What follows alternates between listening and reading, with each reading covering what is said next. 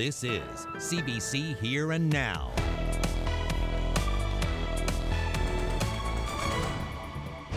It might be a little harder to get a Caesar salad now. Restaurant recall. A local chain pulls romaine lettuce from its menu. Far from family.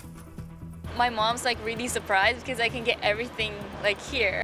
How one supermarket is helping international students settle in. And after 8 long years, a St. John's animator scores his dream job. A double dose of snow coming for some parts of the province this holiday weekend, and yes, that includes New Year's Eve. All the messy details coming up. Good evening, everyone. Speaking of messy details, the province has been walloped with winter weather. Corner Brook is coated in snow tonight. Crews spent most of the day digging out their streets and sidewalks. Here and Now's Colleen Connors was out and about to capture the cleanup.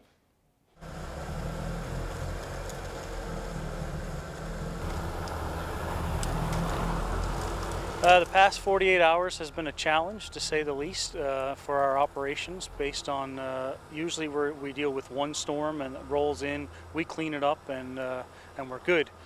This storm has been almost a full 48 hours, so we're still very much in a cleanup mode. We have 8 of our own loaders on the streets. We have 4 hired contractors that are also out backing our guys up, helping them out, and we have our 2 sidewalk blowers in the downtown trying to get that cleaned up as well for the pedestrians. We're pretty much on par with last year. Last year the snow started a little early, but it was consistent throughout the year. This year it started a little later, but we kind of got a good wallop over the holidays. And what do you make of all the winter? Are you a fan? I love the winter. Yeah. I love the winter. I love the ski. I love the snowmobile, and it's a fun part of the job. Is keeping the streets clean for the residents.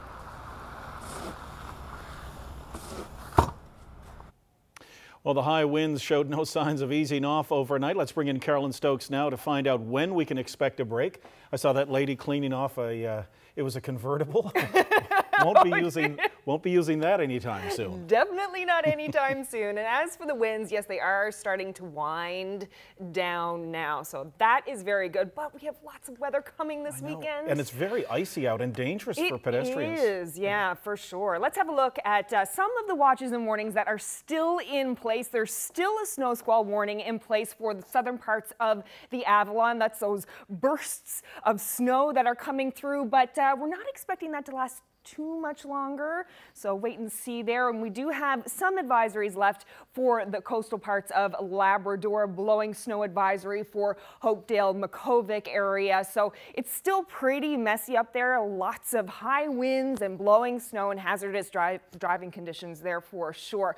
So let's have a closer look at how these winds are starting to wind down. You can see that right now in Cartwright, still very gusty 100 up there, but in the St. John's area, we're down to about 55, and as we go throughout tonight, things are starting to die down more throughout the province. It's still going to be pretty blustery tomorrow, gusts of around 40 to 60, but tomorrow is definitely going to be the better day. So if you are planning on traveling anywhere in the province, driving this long holiday weekend, Friday is your best bet to get on the highway for sure, because things are going to turn messy on Saturday. Here's a quick look at some temperatures for the province tomorrow. About 0 for St. John's. Chance of flurries right across the island. Things clearing off in Nain. Very cold in Lab City, -21 there. And with the wind chill, that's going to feel more like -40. So coming up a little bit later, I'll have a look ahead to your New Year's Eve forecast. But,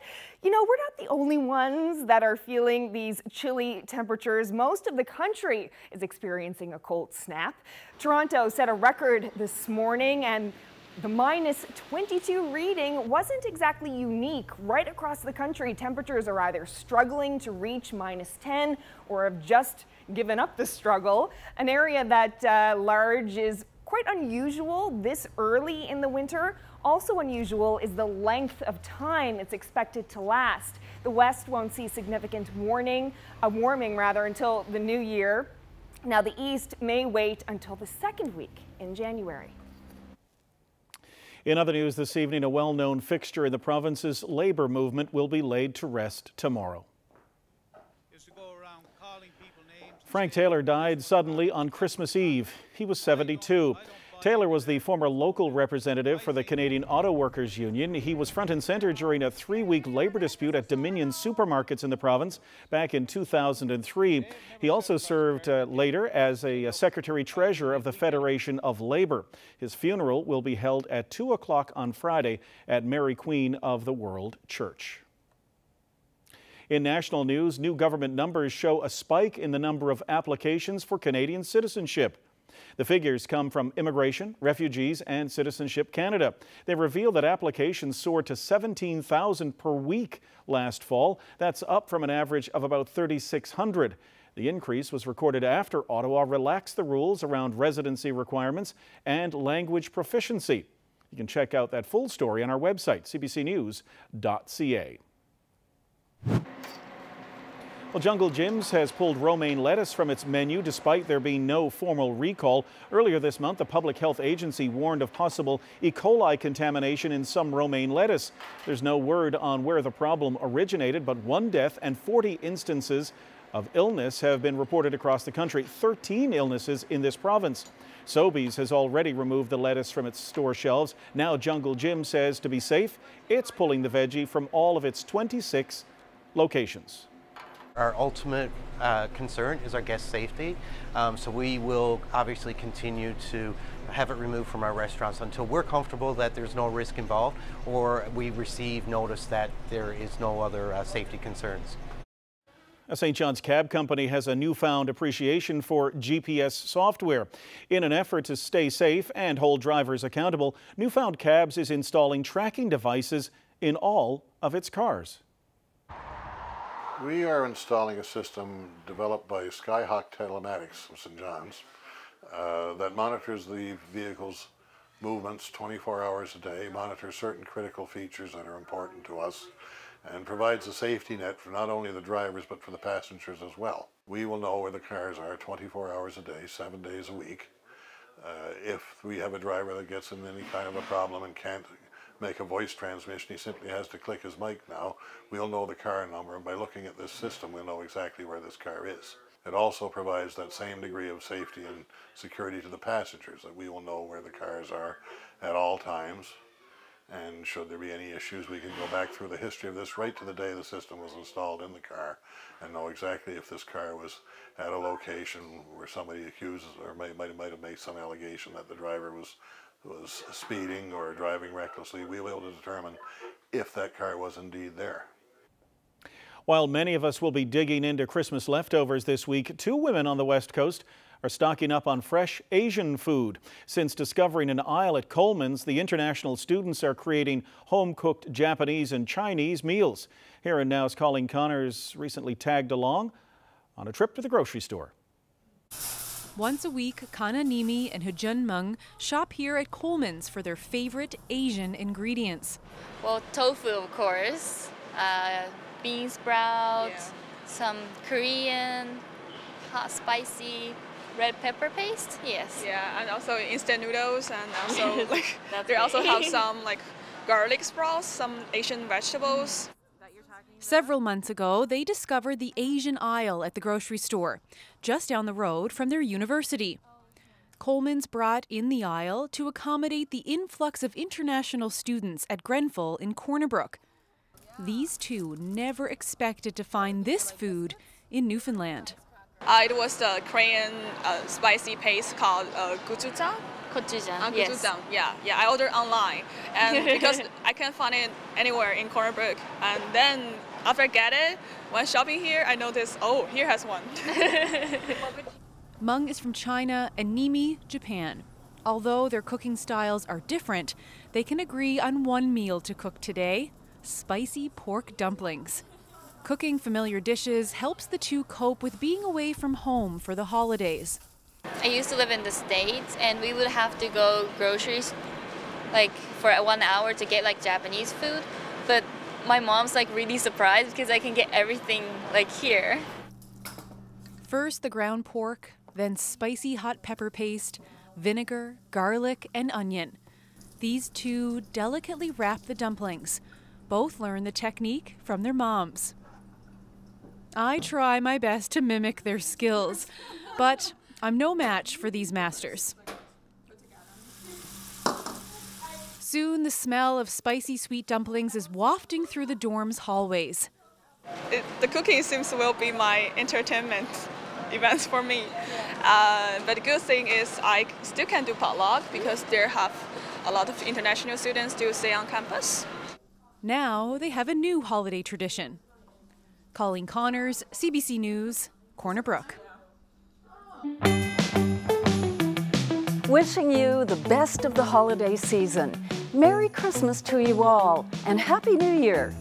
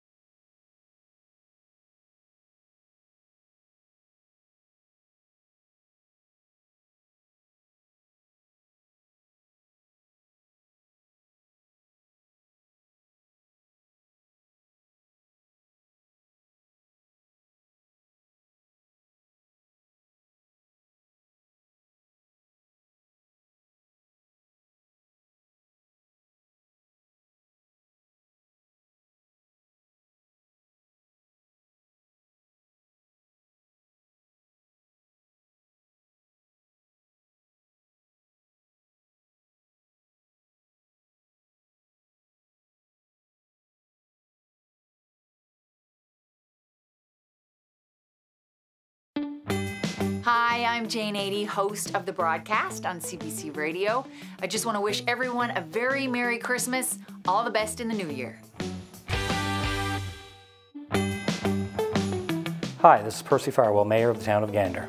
On behalf of my council and my fellow citizens, I want to wish you all every blessing in this Christmas season. May you spend it surrounded by the love and fellowship of family and friends. May you be ever mindful of the needs of others. And may you enjoy a healthy, happy, and prosperous new year. Merry Christmas, everybody. Welcome back to Here and Now. A St. John's illustrator has scored the job of his dreams, drawing for DC Comics. He's reinventing the classic character Snagglepuss, a dapper pink mountain lion from the late 1950s. But in this modern-day take, he's a closeted gay playwright living in New York City. But Snagglepuss gets his start here in St. John's. My name is Mike Vian, and I draw the comic Exit Stage Left, the Snagglepuss Chronicles for DC Comics. It's crazy. It's something that I've always wanted to do. I've been trying to break into the comic book world for about 7 or 8 years at this point. So to finally be working on something and have it be for DC Comics, it's like it's a huge deal to me. It's a dream come true, really. Yeah, once the ball got rolling, it all happened very quickly. But like I said, I've been trying to break into comics for 7 or 8 years, going to these portfolio reviews that they have at comic book conventions. So both in San Diego and Toronto, I've been going twice a year, every year for almost 8 years, just showing my work to editors, getting it reviewed and picked apart, and getting rejected, and then coming back again and doing it the next year. And then eventually this year, there was an editor with DC who looked at my stuff, said that he liked it. We kept in touch for about a week after the convention. Then he showed it to another editor, and then she had me try out for the book, and then I got put on the book. It takes basically a day to draw one page, sometimes more depending on how complicated it is. So it is like you know, every day I'm sitting down and drawing from when I wake up pretty much to when I go to sleep, just trying to get everything done within this schedule, so my stuff can then be passed on to the next person, so the book can eventually come out when it's supposed to. Yeah, the comic is called Exit Stage Left, the Snagglepuss Chronicles, and it's part of this line of DC Comics that they're doing with Hanna-Barbera characters, and it reimagines Snagglepuss as this playwright living kind of in the Cold War era in the 1950s, at the height of like McCarthyism and the Un-American Activities Committee. So it's dealing with this very serious period in history, but it's with Snagglepuss and Huckleberry Hound. Back when I decided that I wanted to work in comics, it seemed like something that would be impossible to do, and I think that when you're from here, just being so far removed from the rest of the world, it seems like this impossible task. But you know, if you post your stuff on the internet, if you're consistent with like producing work and getting it in front of people, and if you have a goal that you don't give up on, eventually you're gonna do it. You know, like I said, this took 8 years for me, and it finally paid off.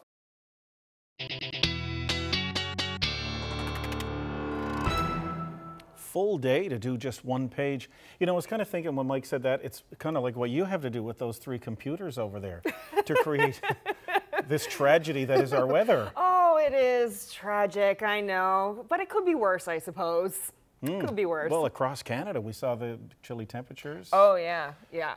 And we have some stuff coming on the weekend, so New Year's Eve isn't looking the best so far. It's still a little bit early. Environment Canada is still working on that forecast, but it's looking pretty good that we'll get some snow. You can tweak it a little bit, I wish I could. I wish I could. Do your best. Do your best. All the ladies out there got to get their snow boots on the go for the weekend for sure. So let's have a look at what's coming. As I mentioned a little bit earlier, if you are heading out anywhere on the island in the province tomorrow, tomorrow would be your best travel day for sure if you're out driving. And then on Saturday, we do have that shot of snow coming in the east on the island for the southern areas of the island. So it's going to be fast moving, but it is going to bring some snow. And then right now, New Year's Eve is looking like it's going to be pretty snowy for pretty much everyone. So we still have some of those warnings in place. Quick recap, snow squall warning still in place for southern parts of the Avalon. So, you know, high winds and bursts of snow coming through there. Blowing snow advisory as well for Makkovik and Hopedale still in place, as well as the special weather statement along coastal Labrador. So still lots of weather happening up there, very unsettled. Here's a look at the current wind chills. It is so chilly out. Labrador City -28 right now, and with it's gonna get even worse tomorrow, even colder tomorrow. So yeah, cold temperatures everywhere for the island and for Labrador right now. And so here's some of the snow that's going to be moving in. We have some flurries, a few little flurries coming on Friday. Friday, but mostly it's going to be a fairly clear day. You can see for most parts of the province, so a few little bursts of flurries, but nothing really major. So it is kind of the day to get out and about.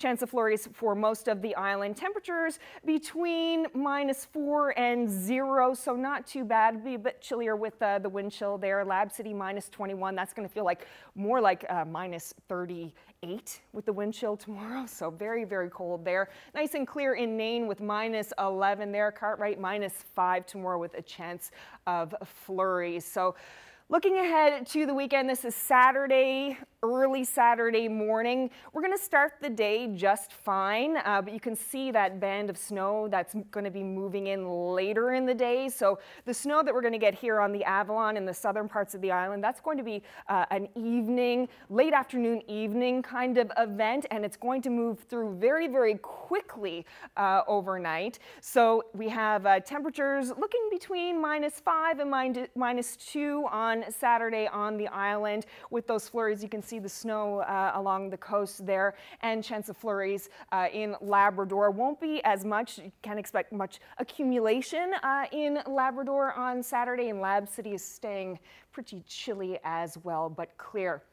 So Saturday evening into Sunday, you can see we get a little bit of a break here early Sunday morning. Some flurries still up in Labrador, but then we have more weather moving in. So this is Sunday afternoon. You can see all of this coming through. So we don't have amounts yet. Environment Canada is still working on it, as I said, but it's looking pretty good that we're going to get some snow on New Year's Eve. So you'll want to dress for it for sure. Sunday during the day, we're looking at temperatures around -3 on the island and some flurries throughout the day. And in Labrador, we're looking at -12 in Lab City with some flurries. So pretty much you can see right across the board, Sunday is going to be a pretty snowy day for everyone. So you can see continuing on throughout the week, we'll have more flurries coming on the island. Temperature staying in the -2, -4 degree range. Labrador, flurries as well for the holiday weekend. Starting off the week there on Tuesday, things are really going to start to cool down there, but at least it'll clear off a little bit. Fred? Thanks, Carolyn. Fans of the reality show RuPaul's Drag Race may recognize this face behind me. They've been pushing for her to become a contestant on the program. Helvetica, the bearded heavy metal drag queen, has more than 43,000 followers on Instagram. But Drag Race is only open to Americans, and this queen is originally from CBS. Andrew Porter is the 27-year-old graphic designer behind the persona. He's bringing Helvetica home this weekend for her drag queen debut. I'm Helvetica, the heavy metal bearded drag queen.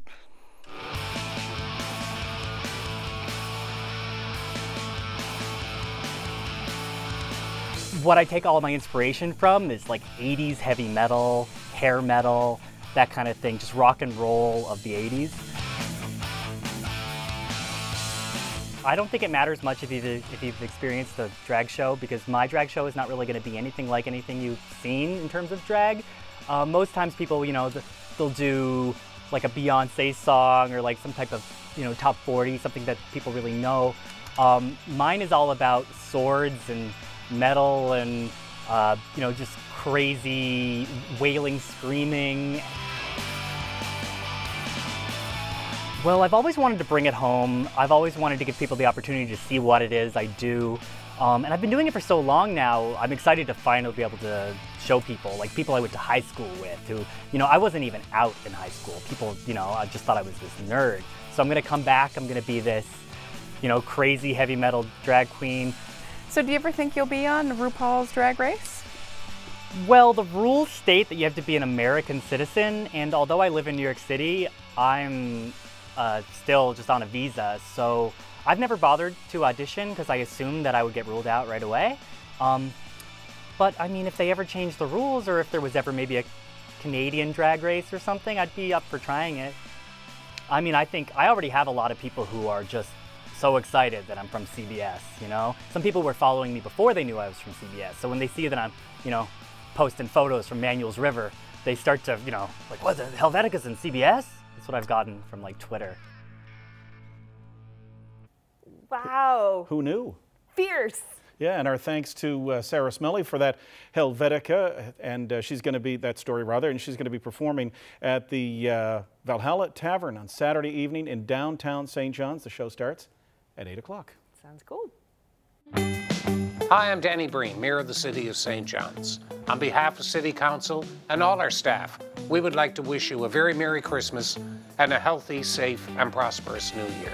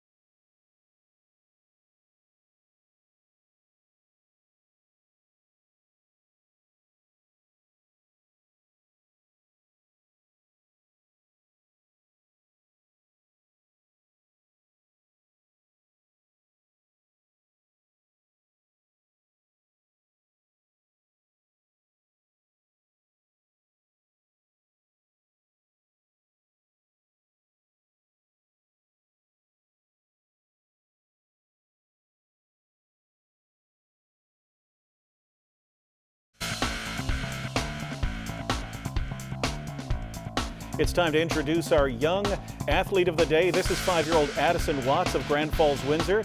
She loves gymnastics and skating. Addison is in her second year of figure skating with Sparkling Blades Canada Can Skate program. Addison practices gymnastics with Perfectly Centered Gymnastics in the Kinder Fun group. Way to go, Addison. You are today's young athlete of the day. Boxing Day took a frightening turn for a Toronto couple when a large ice boulder smashed through the windshield of their car. The pair escaped unharmed despite the large chunk of ice landing in the passenger's lap. The couple says they think it was thrown on purpose, but police say they won't know if that's true until an investigation is complete. And we want to give you a unique look at the massive snowfall that hit the city of Erie, Pennsylvania. More than 150 centimeters of record-setting snow fell there on Monday and Tuesday. And this time lapse gives you an idea of just what that kind of accumulation looks like. Wow, that's a lot of snow. You'd be in witness protection if you had 150 centimeters here forecasted for the weekend. It's all bad enough. I bet you're happy to be watching this indoors this evening where it is warm. Wow, look at that build up. I know. My back is hurting just looking at it. I wonder how prepared they are for that kind of snowfall. Pennsylvania. Yeah? Yeah. I think they get it. Well, we don't have to It's worry not like about Toronto that. when they have to call in the military. Mm-hmm. Yeah. Or just shut everything down for a couple of days. Turn on CBC. Fortunately, we don't have to worry about that kind of snowfall on the weekend. We're still waiting to find out what the amounts are going to be, but it's looking pretty good that we're going to get a double dose of snow here this weekend on Saturdays. And the wind is the big issue that most people are going to worry about if they're wanting to do their fireworks. So keep that in mind. Of course, you'll be back tomorrow with the full forecast. Absolutely. For the weekend. And of course, we're finishing up early again tonight on CBC so we can bring you part 2 of our Parkway Sessions series. Yes, stay tuned. You're about to enjoy the music of Janet Cull, Ouroboros? Yes. Okay. Field and the folk duo Bridget and Dahlia. Good night. Good night, everyone.